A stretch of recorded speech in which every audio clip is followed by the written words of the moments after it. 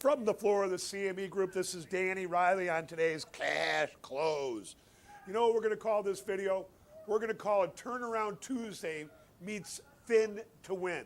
The high of the day in the S&P came in at 1898.5 mid-morning.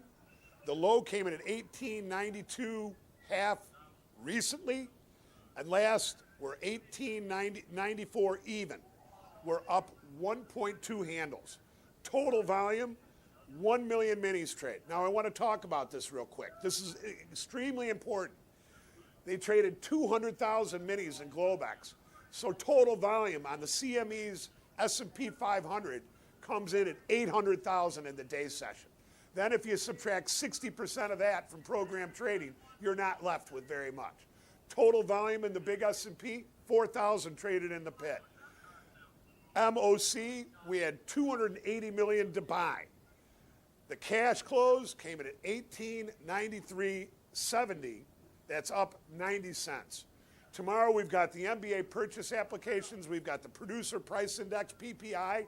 We've got the Atlanta Fed Business Inflation Expectation Index. We've got the Housing Market Index. We've got the EIA Petroleum Status Report, the API. And then tomorrow, you know what? The stats are good tomorrow for the S&P cash study. They're up 16, down 14 of the last 30. And you know what? Here's the thing that I'm concerned about. Is as the market gets quieter and quieter, what happens is that the people that are not long, the traders that are not long, they end up selling the S&P looking for a trade. And when you have so many buy stops in a cluster at this level, all that does is add to it. Now tomorrow is going to be May 14th or mid-month rebalancing. So while the stats are good and we've got some rebalancing to do at mid-month, I still get the feeling that, you know, the bus may get a little too full here at some point. But once everybody jumps on board, everybody starts thinking 1900, 1910 in the S&P, I think that's when we start to pull back a little bit.